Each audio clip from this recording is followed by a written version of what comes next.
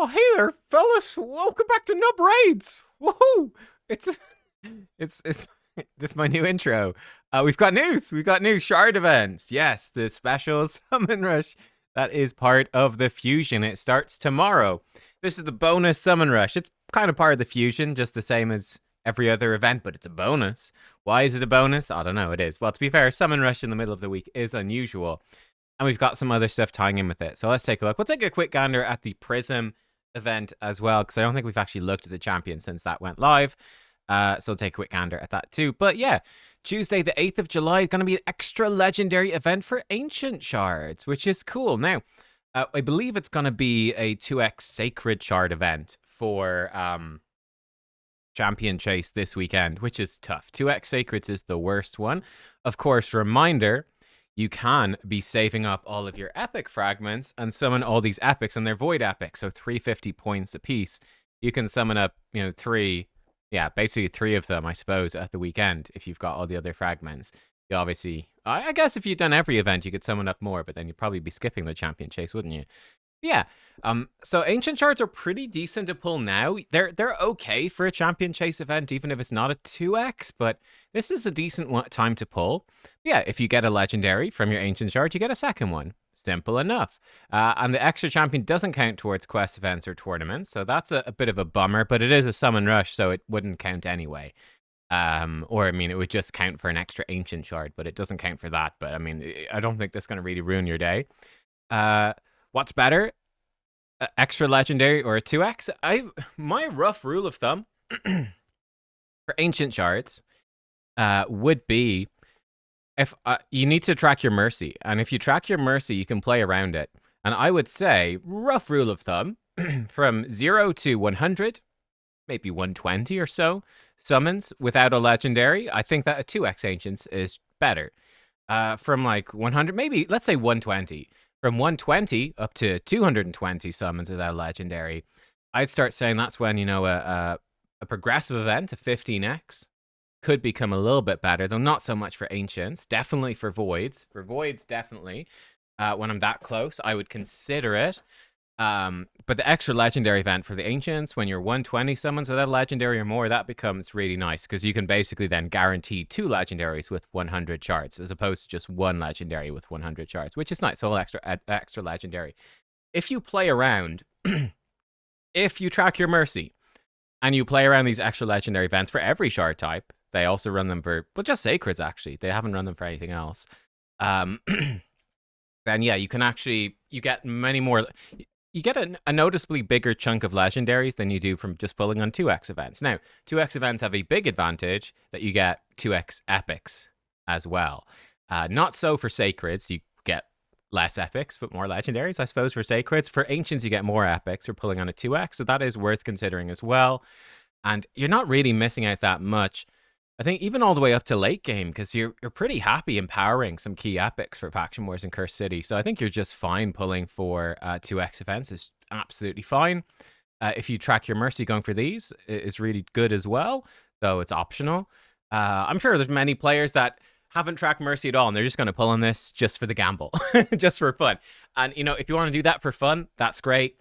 It's not optimal, but, fun's not always optimal. So there you are. If you get lucky, it's really good, obviously. If you don't get lucky, I mean, it's bad, but it's not the end of the world, I guess. It's just Ancients, but yeah. Then we come to some progressive events as well. We've got one on Tuesday. That's the 8th of July, and Wednesday the 9th. So the next 2 days, basically. Each event, I'm blocking this, but each event will be 24 hours, each of the summoning ones. So, at a quick glance, the Voids are good, and the non-Voids are pretty bad. So I'd say it's pretty bad for the non-Voids. You've got Snicktrack, Kyoku, Islin, Giath, and Kira. Yikes. I don't think Giath is part of Mikage Fusion. Kira is. Kira's kind of bad. She's not bad, but she's the definition of average, right? She's sort of a very budget Krisk. She's fine, but she's just nothing special. So you never really see her used too much. You mostly just use her for Mikage. And that would let you skip some of the epics. I mean, you could also just potentially wait for the epics. I don't know. It's sort of up to you. I'd be honest, I'd be tempted to just fuse the Mikage and get Mikage done quicker. I've never used a Kira, and I don't feel like I've ever missed out. I'm not a big fan of Giath, the Truth Shield. I think she's pretty. But we can jump into them in game actually. So yeah, Kira. Like I said, I feel like she's sort of a mini Krisk. Yeah, I think that's a bit harsh. I think she's like a very solid B plus sort of champion. She's solid. She's good. She's just nothing special. Giath. I think people like Giath more. Yeah, people really like Giath. I don't know where this comes from. I really don't like her much at all. I guess if you're new, she's not bad in the sense she's got a 3-turn cooldown, buff increase, which is kind of good. And that is really good with like the Wixwell and Titus, right? The new fusion. If you have a Wixwell or a Brogni, these 3-turn cooldown buff extenders are good. She does a bit of damage, but it's not much. Gives herself increased defense. Reflect damage is kind of useless. Ally protection on everyone. Some buffs on herself. She can Hydra, a mischief tank can Hydra because she self buffs. She can put decreased crit rate, crit damage. Again, I think she's sort of a B plus champion. Honestly, for me, I personally don't see a massive difference between her and Kira. I think they're both all right, but nothing special. I think it's funny that their in-game ratings are so different. To me, they're both all right, but nothing special. Islan is okay. Again, I've never been a huge fan of him, but I have ended up using him a bit. So, for example, he's good with Fina, right? If you've got a Trunda team with Fina for Hydra, if you've got the faction Unity, you need a bunch of where is faction Unity? She's up here, right beside him. Of course, she is. The last place I look. If you got a bunch of if you're using Fina, you really want the 3 high elves to go with her. So you ignore defense. There's not that many good options. Islan's actually okay. He does bring a provoke. It's not very reliable, but it's there. You're going to be manualing the Fina team anyway, so this actually works on manual. It doesn't really work well on auto for Hydra. And he brings you some buffs as well for Trunda, which is nice. He can also bring decreased speed, which I actually find is kind of helpful to try keep decapitated heads decapitated for Trunda to get back to her turn. So yeah, he gets used there. I've used him against Amius as well. If you got like Brimstone, the dude is very tanky. And he can just like tank it against Amius and do Brimstones and, remove some buffs if Amius gets some buffs. He's okay. He's okay. Again, I'm not a huge fan, but I think he is more useful than these other two. I've definitely used him a decent bit. I just don't love him. Kyoku, I think she's decent, probably pretty good for Faction Wars, and Snicktrack, sort of the same. Not massive fans of any of these champs personally. They're all like B plus champs. They're like, okay, they're good. Maybe A minus, B plus, A minus. They're good, but nothing crazy. AoE decrease attack. It's an AoE burn if they already have decreased attack, basically. Got A1 weaken. This actually does hit pretty hard. Then ally protection with block damage on herself with extra turn. This is nice. And the cool thing about this is because she gives herself block damage, you can build her with really high crit damage. And a crit damage, weirdly, increases the damage you take from ally protection. But because she's basically under block damage the whole time, no problem. You can build as much damage as you want, and she's not going to be taking anything extra. So she'll be super tanky. She's got like a Seeker-esque passive, heals everybody, gives them increased defense. Again, she's like B plus, A minus, solid champion you wouldn't chase. And I think Snicktrack is sort of the same thing. Solid champion. You're fine if you pull him, but you're not going to chase him. Ally protection, reflect damage, heals himself. The heal is nice. Reflect damage, not super useful. Now he does make reflect damage stronger, of course, with his passive. He actually starts putting out leech, which is cool.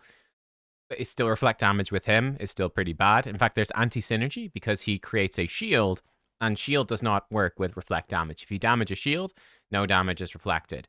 You have to damage someone's health bar to actually reflect damage. So wonderful bit of anti-synergy in his kit. That's a bit sad for a champion that is so visually awesome. But yeah, AoE decrease speed with a really good shield, and it can be protected. It's nice. Decrease attack A1. Yeah, so he's bringing lots of stuff in his kit. Really solid. I personally like him. I probably like him as much as Islan. And Kyoku, I tend to be a bit too harsh on Kyoku. She's one of the champs I like to hate. I quite like Snicktrack. I think he's fun, but again, A minus. Islan, maybe A minus. Kyoku, maybe as well. Giath and Kira, both sort of B plus. Yeah. Now, the Voids on Tuesday. I think Neve. Excuse me. Neve is amazing. I am a huge fan of this champion. I fought her a few times in live arena, and in my opinion, she's a 5 out of 5. Like I think people really underestimate her. This champion, I think, is just phenomenal. I really am very impressed. You get her in 9-piece protection, and she can put out very consistently protected block damage at the start of the fight.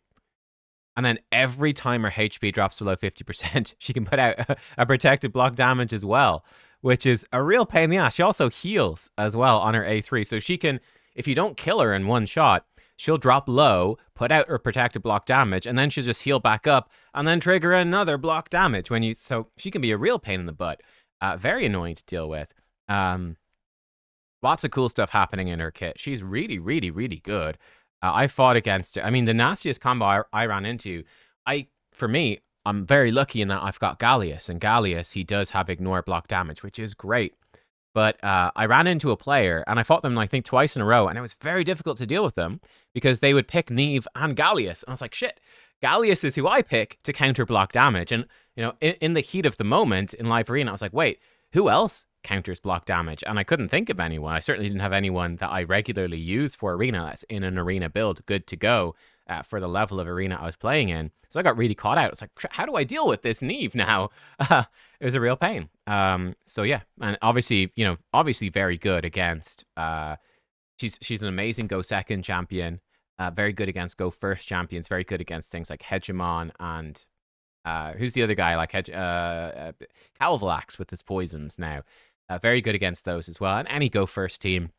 So yeah, I'd say it's one of the. It's very difficult as well. It's very difficult to go second in Raid Shadow Legends. So a champion that is so strong that they let that work, I would say she's in the conversation alongside champions like Galathier and Marishka for being like, this champion lets you potentially go second, which is cool. So I'm a huge fan of her. Necret, I think, is good, but nowhere near as good as her. And I really do think, I think we've talked about Neve. And by the way, how you pronounce it is like leave or weave, right? I don't know. I'm trying to think of words. It's like that, but N instead. So instead of leave, it's Neve. That's how you pronounce the Irish name. It's pretty straightforward, actually. Neve. Now, they've added an extra E on the end, so I don't know. Maybe Raid wants you to say, like, Neve or something. I don't know. But Neve would be basically it. It's an Irish name. It's like Saoirse. This is spelt wrong. This is spelt like sear, like, sear a steak or with fire, basically. So that's a good pun on what would be an Irish name otherwise, Saoirse. I've got two cousins called Saoirse and Neve. Wow, exciting. But there we go. I think Krisk is great. Krisk is, I love Krisk. I think Krisk just, he remains useful. He's obviously amazing for Hydra. He's really good for Chimera. He's just like a really solid champion. He's not like S+ tier anymore like he would have been back in the day. But, he's a solid like S- to S tier champ. He's just really solid. Love my Krisk. I have two of them. I use them all the time. Necret, I think Necret is, actually move Krisk up a little bit. Necret, I think, is kind of hated on as well. I think the common thing you see now is, I think it mattered more when Narses first came out. When White King Narses first came out, the meta was basically Taras Marishka. That was it. It was so stale. And this had been for like a year or two at this point. Taras and Marishka. Consider how strong Taras and Marishka are now in 2025 when we've had faction unity, mythicals, like just the crazy power creep over the last couple of years. And Taras and Marishka are still ridiculous. Imagine those. It's like taking a mythical back 3 or 4 years in the game. It's like, they were so overpowered. But Narses and Ancora came out and they were clearly supposed to be quite a good counter to Taras and Marishka at the time. And obviously, Narses hard counters Necret. So, like, if one of the most common offensive duos in the game, that's people are going to be running all the time, hard counters your champion, you're in for a tough time. Now, here's the thing. We're now a few years on again. You just don't see Narses half as much as you used to. And there are more champions now that do ignore this stuff, of course. But when you're up against a team that doesn't ignore this stuff, Necret's really strong. And like I've seen some spicy like Necrets at Rotus or Necrets with even like Marius and stuff like that, just trying to keep that one champ alive. There's some fun stuff you can do. So I think he definitely has a good place in the meta. And obviously you don't pick him against champions like Narses who hard counter him, makes him bad on arena defense, obviously. But for live arena, for offense as well, I think he'd be I don't have him, but if I had him, I'd definitely be using him quite a bit, actually. So yeah, that's my spiel about Necret. Then we've got on Wednesday, Michinaki, this is a stronger day. Michinaki, Brogni, Artak, Sisia, and Toomdrang, so all the burns. And then we've got Sulfurion, Riho, and Tumisia. Ooh. Okay, so Michinaki, he's very, very solid. Great little Hydra damage dealer and AoE damage dealer. I do feel like he's been, again, power crept a bit, but he's still very, very solid. In fact, I'd say he's actually probably better than this. I say he's very solid. I'd put him probably similar to Nekret. Maybe, yeah, I put him similar, maybe a little bit less because Nekret's the Void, but he's a great champ. Brogni, he's in this weird. Brogni is in such a seesaw position. Now, I do think Brogni is very useful for Faction Wars Hard. But yeah, with his ability, one of the rare champs in the game who can grow shields. Now, he needs to do lots of damage. Not easy to make him do it. Like, Wixwell is so easy. Wixwell extends buffs.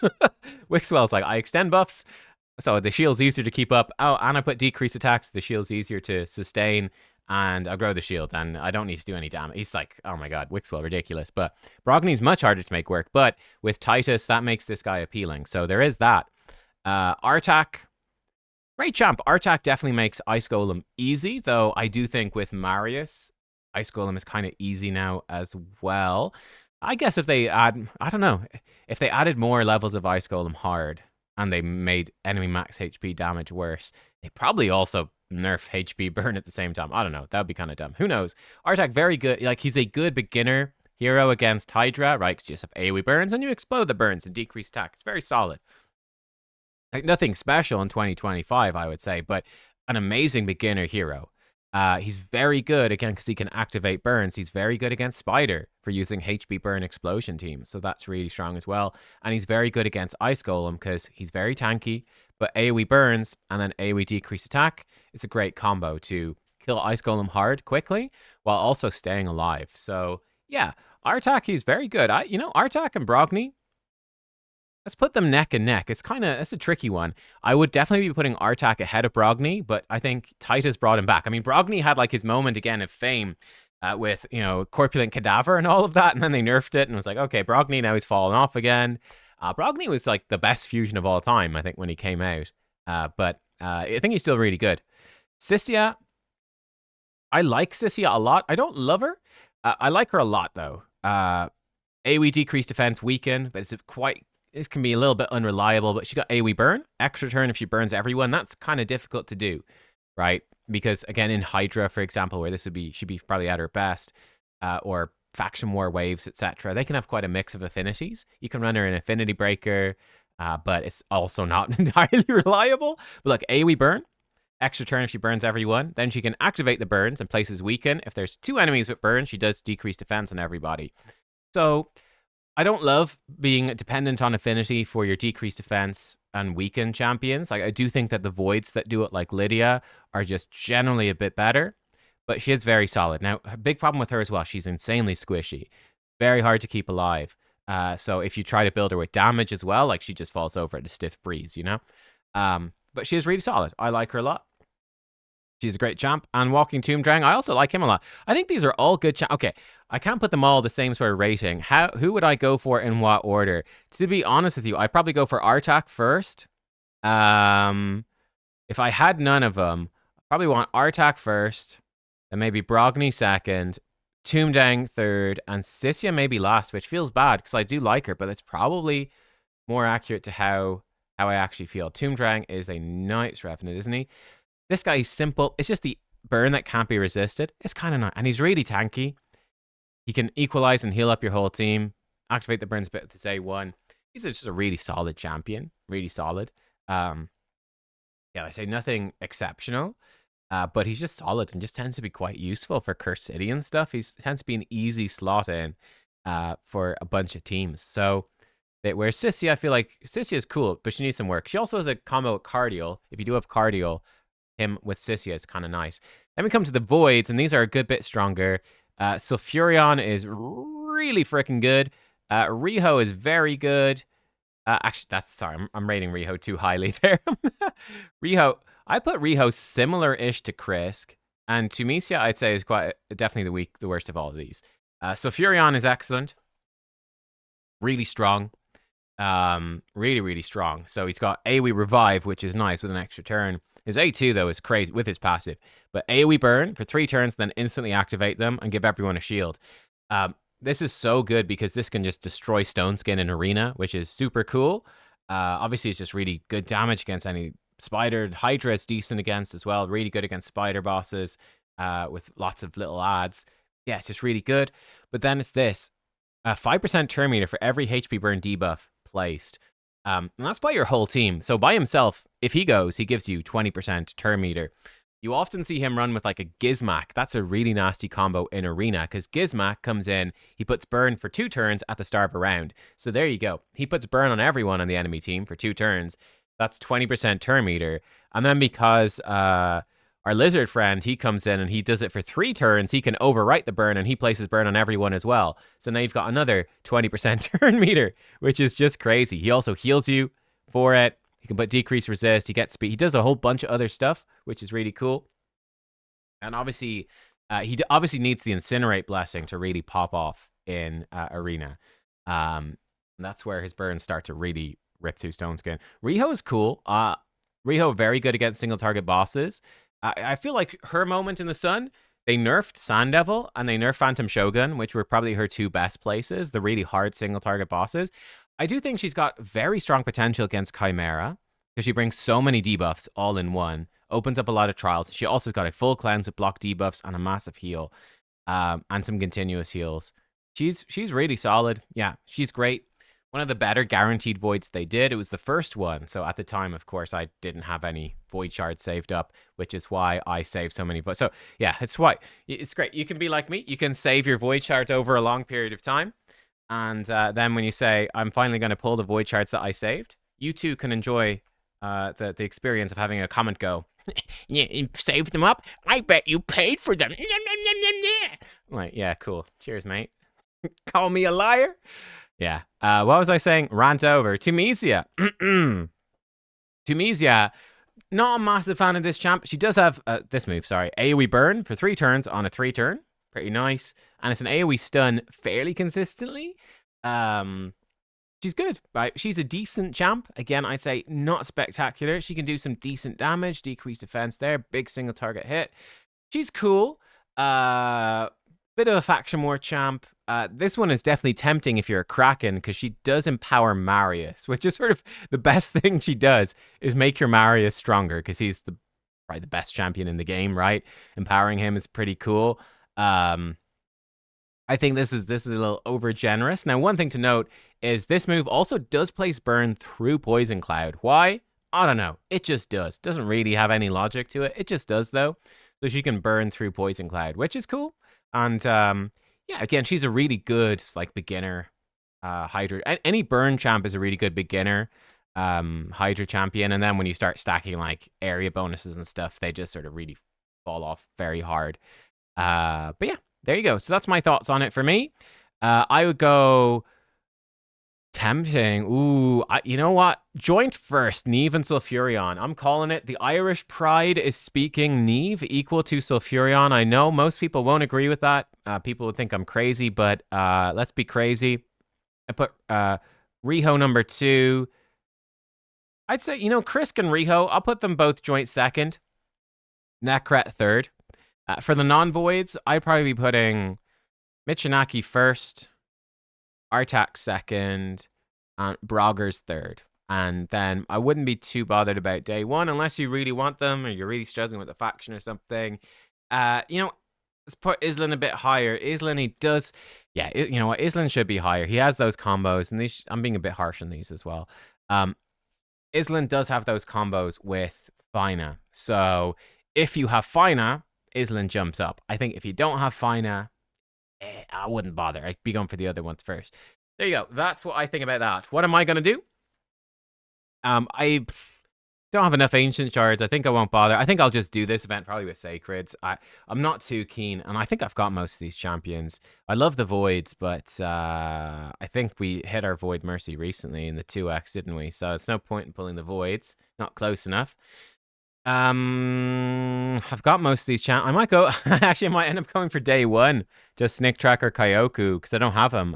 I've got all the day 2 champs actually. I don't have any of the day 1, so might go for Snick Tracker Kyoku. Might go for Kyoku. I think that my Shadowkin are probably in a worse spot for survivability. I've beaten the faction, but just for farming, I don't know if I'd even use her for farming stage 21. Faction War's hard, but maybe. Skinwalkers, would I use Snick Track?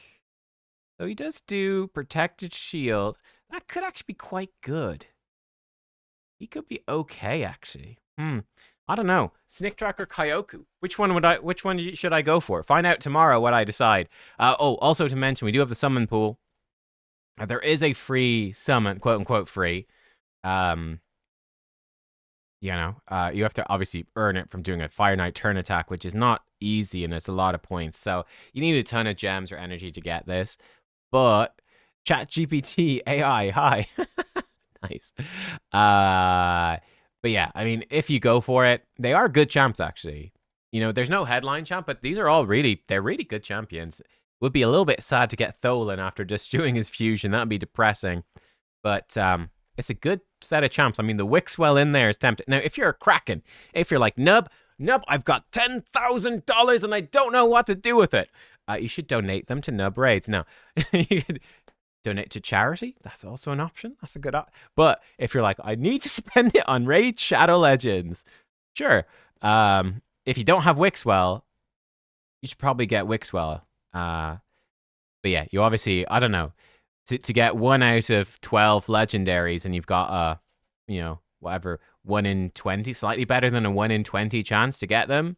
You can work out on average the money. I don't know. It's a lot. It's not a small amount of money, that's for sure, to have a good chance for a Wixwell. But if you've got a stupidly big budget, that actually does make sense to do, because you kind of need Wixwell to get the most out of the fusion. He's kind of insane. I don't know. There you go. That's what I think about all of that. I am not going to be going for this. I'll get the free one. Oh, and by the way, summon these at the weekend for Champion Chase, yeah? Summon them on Friday. You have to if you're buying them, you have to buy it before Friday, but you can summon these on Friday and get points for Champion Chase. So do that. Save your fragment epics for Champion Chase the weekend. There's really no reason not to save them. You might as well get some rewards for free from Champion Chase. So that's what you would do. I will get the free summon pool thing and we'll do it for the Champion Chase. I will do this summon rush. I skipped the one at the weekend. I think this one is a bit worse, but there's 50 fragments in it, though it's likely to be a good bit more expensive. But yeah, we'll see. I might go for a Snick Track or Kyoku, or we'll get both, maybe. Who knows? I'll see you. Thanks for watching. Let me know what you think. So this is kind of long. Sorry. Yeah, I guess I'm in a rambling mood. I'll see you next time. Goodbye.